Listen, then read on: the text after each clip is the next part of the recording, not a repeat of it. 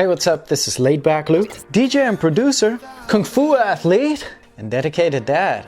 An intimate conversation with a fellow Dutch DJ in New York. I'm excited to show you this. But first off, a shout out to last time's vlog, the vlog about the Mixmash Takeover during Amsterdam dance event. Saw some amazing comments come by, and here's a shout out to the number 2 comment from last time's vlog. It's Avowed. We know him from the track he released with us, Meet Me in Barcelona, and it was good to meet you in Amsterdam. And the number 1 comment from last time's vlog, a DJ Mootsang, another guy I met during Amsterdam dance event, and he was in the vlog quite a lot as well. This vlog is all about Showtek, however, and it's about finding out things you couldn't even imagine about him. Bunch of stuff I got to know about them, and this really made me look different at them. But before we dive into the vlog, did you hear the music in the background right now? This is my official remix for Knife Party featuring Harrison, Death and Desire, and if you like it, make sure to check the link below. We'll jump into the vlog right now.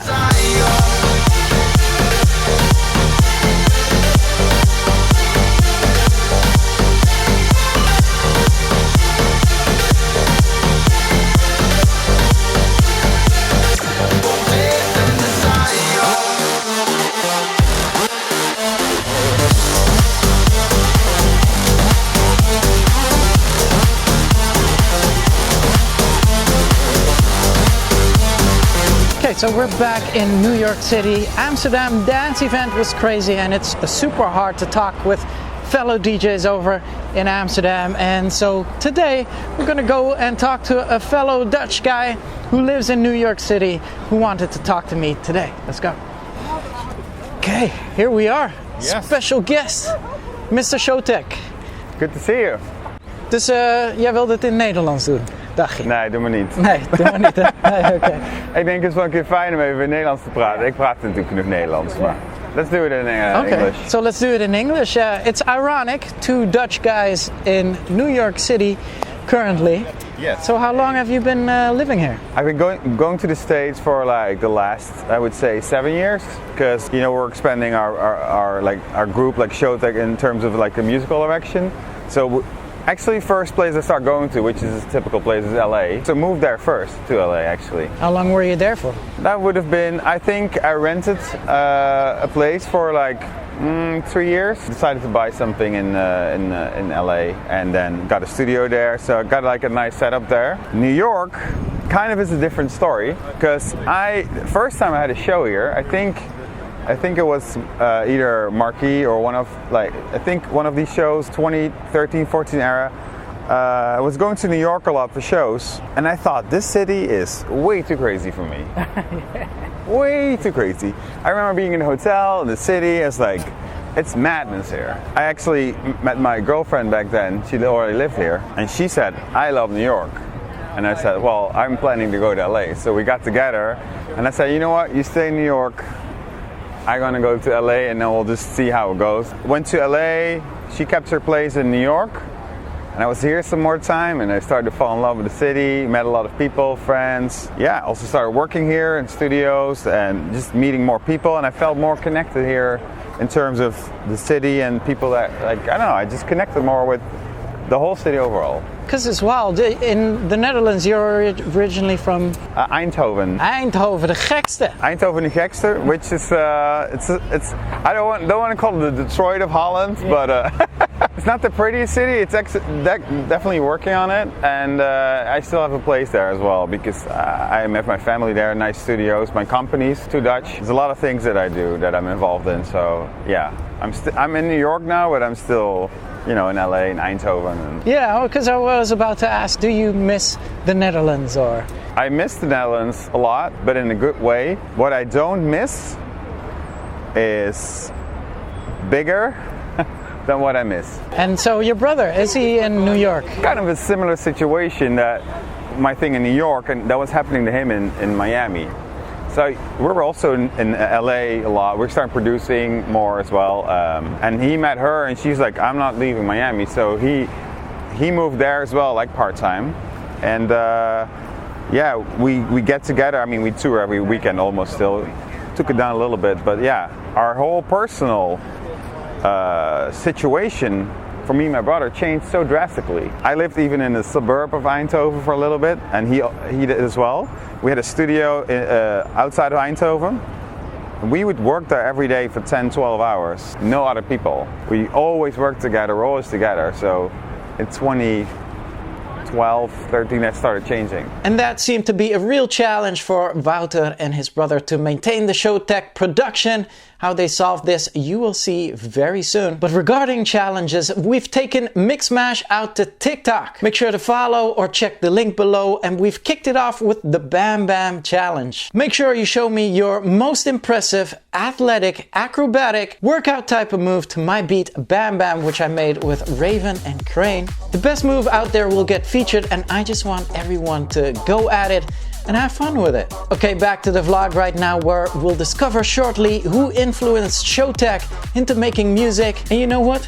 It wasn't hardstyle. Stay tuned. You know, you're just waking up. You just came from a heavy studio session mastering your new tracks. And so how does that work? Is your brother here then, or? No, so that's one of the parts of that was hard to, let's say, reinvent, is that we would go in the studio and be like, okay, tomorrow we're going to mix and master our new record, and then we'd be in the studio, and you know, you're sitting together, and if you're doing something, the other one would be like, oh, let me do this, and you had like interaction, like physical, like decisions, like by like bumping each other to the sides and be like, okay, let's do this. And we had to find a way to like trust each other without being in the same room all the time. I mean, that happened already in the past sometimes. Like someone like was, I don't know, he was gone for a few days. I would still mix and produce stuff. So we've always worked separately in some way, but it was more drastic. It's more drastic right now. So what we do is I work on something, or I send him parts like, oh, you want to mix this, and then just go back and forth. It's fine. It gives each other more space too. And I'm a very musically driven person. My life is all about music. And every day I wake up again, I have that feeling like when I started, when I was like 15, like I just want to make music and create. And I talked about with my fiance yesterday actually, the best part of creating, which she said, is sometimes when you finish what you did, it's better than even putting it out or when it's out.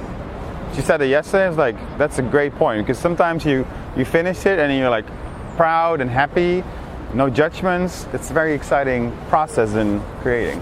I think this is the core in producing as well. I've experienced this as well. The best time ever is when you're in the studio, you're making it, you're grooving to it, and it's done and goes out into the world. But right before, you know, the world gets an opinion about it or whatever, that's actually the best feeling. And it doesn't even matter like how famous you are, or rich, or followers, or... And that should be the driving force in creating, I think, is that you are proud. And in this really hard society right now, where you're measured by numbers and likes and thumbs up or whatever, all that, it's important to be proud and be happy, because you got out of you what is part of you and who you are. And I think that's the most important thing. So tell me about young Wouter, the DJ. That's funny, there wasn't really a Wouter the DJ. Wouter, it was more Wouter the piano player. Nice! Yeah, so funny, crazy obsession for Wu-Tang. So RZA was like maybe my favorite producer already. Wow. And I was so obsessed with Wu-Tang, I have all the albums. Wow! And I loved, which I didn't know, how the melodies he sampled. I didn't know back then. I started looking in the booklets later, like, oh wait, this is all samples. I'm a guy from Eindhoven. I'm not going to make Wu-Tang hip hop stuff, but you know, music is music to me. It's a feeling. I got a piano, started playing more, took some lessons. I was bored. I said, I'm playing stuff that already exists. I want to make my own stuff. So I told my teacher, I'll make something every week and then I'll just play it to you the week after. She's like, okay, whatever you want to do. I was 12 then, or 11. Yeah, a couple years later, my brother, he was playing on some beats and he was sampling. I remember it was DJ Jean, I think, the record. It's like, what are you doing? He's like, I'm trying to make, I want to make some electronic stuff. And I was like, yeah, me too. And our parents is divorced. I said, but you need some melodies. So I started playing melodies, and then they had some beats and hi-hats. And we just downloaded some program from the internet that I don't know, it was cool. Which was it? Cool Edit, which Cool is Edit. ridiculous. Oh, yeah. It's an old editing tool, but we found a way to build a song with it, which is insane. So we started making music, and our production career took off first. The person who signed our first record was Marcel Scheppers, also known as Marcel Woods in the DJ world.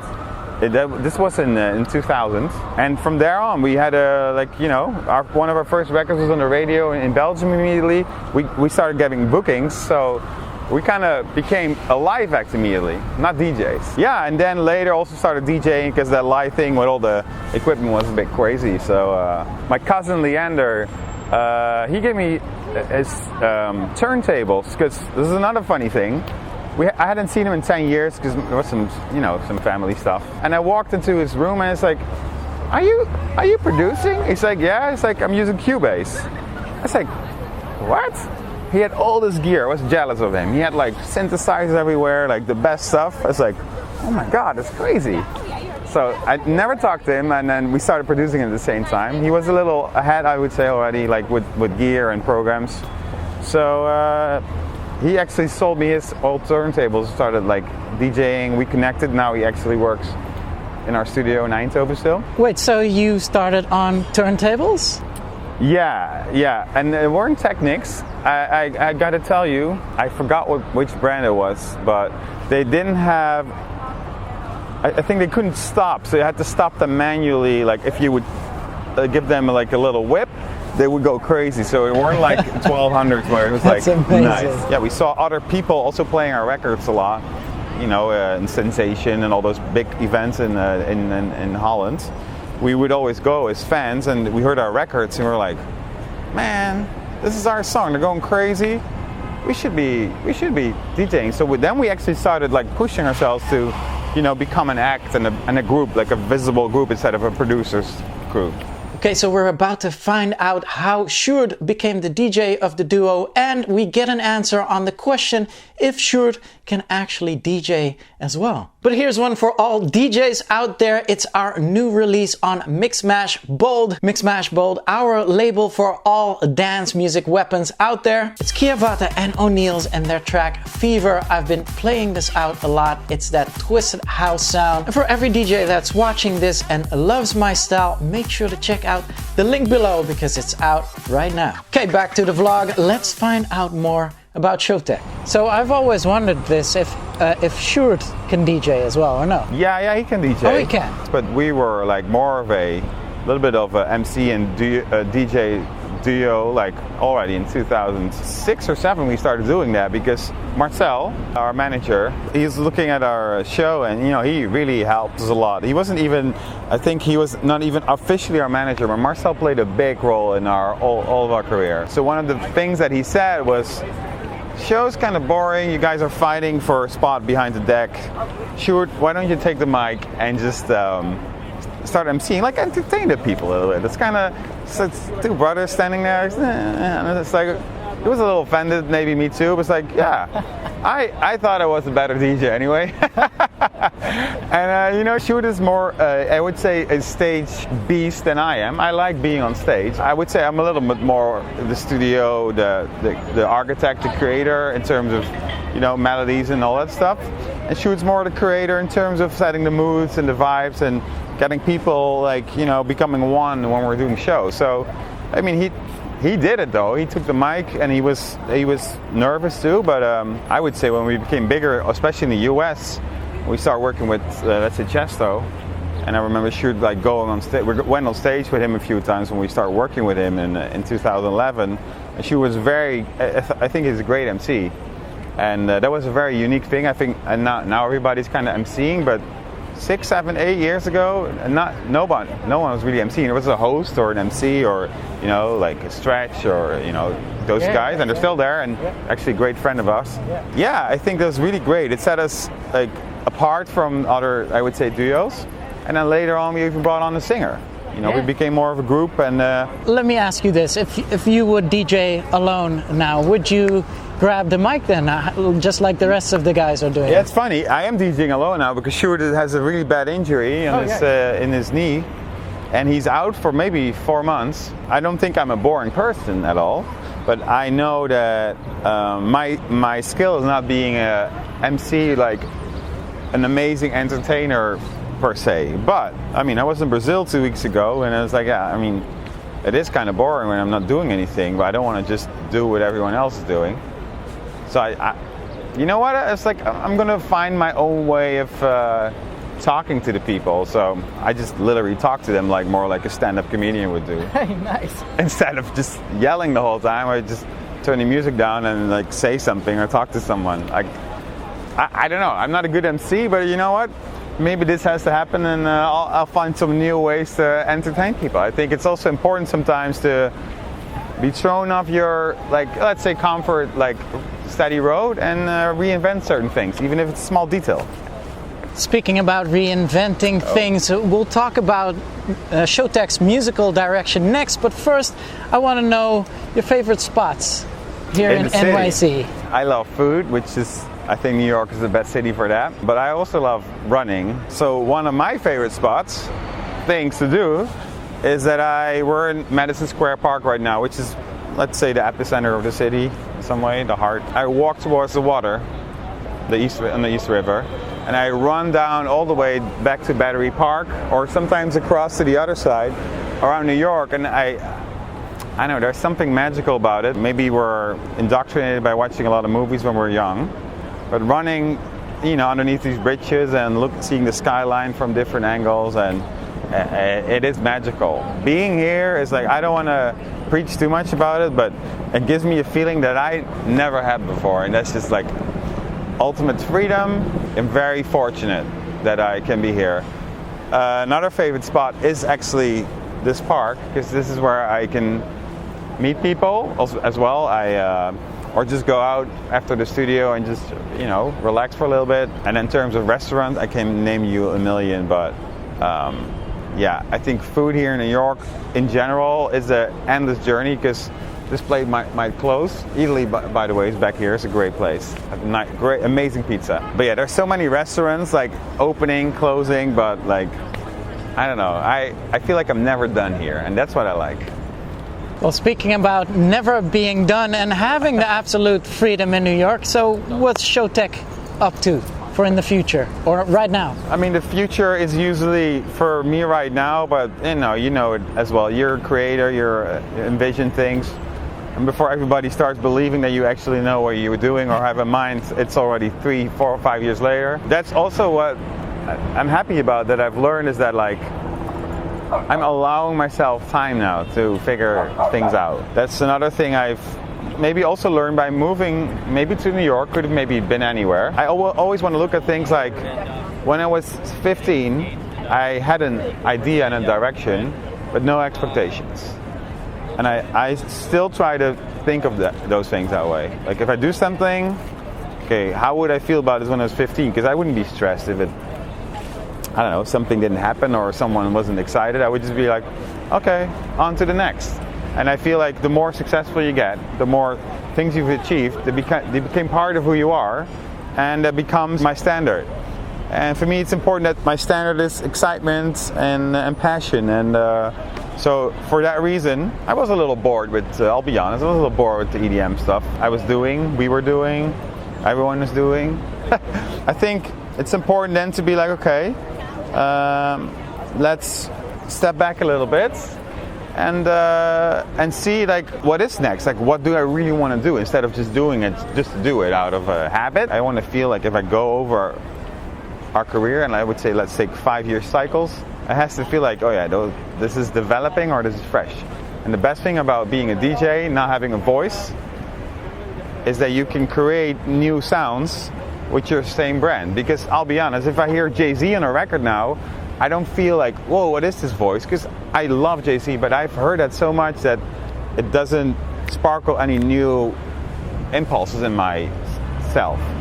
Like now, the big guy now in hip-hop is the Baby, for instance, and he sounds different, he raps different, his beats are different of his producer. And I think it's important that music has new sounds, and for vocalists, that is their voice. Because I can do that same lead thing again the whole time, but it sounds like everything I've been doing already. I don't want to do that, because I get that it's kind of boring. because it's not refreshing. So I want to refresh, and that means maybe do something completely new. So that's what we're working on, and we figured it out in our heads, which is the hardest part. And yeah, we have like, I would say 8-9 songs ready. Nice. But they're like all over the place. Awesome. Yeah. Well, some history, some wisdom, and some personal touches out here in New York City with Showtek. Thank you so much for being here. Thank you. Shout out to Showtek for letting me do this. If you enjoyed watching this, make sure to give me a thumbs up right now. And for next week's vlog, I really want you to subscribe right now so you don't miss out. It's another In My Mind vlog, and this time from Atlantic City, where we had the return of the legendary Super You and Me party. It was a big night, and you'll get the chance to watch me on my fingers as I am in a live situation. So I'm super excited to share that again with you, and make sure to check back in next time's vlog. Until then, L's up, rave safely, and salute.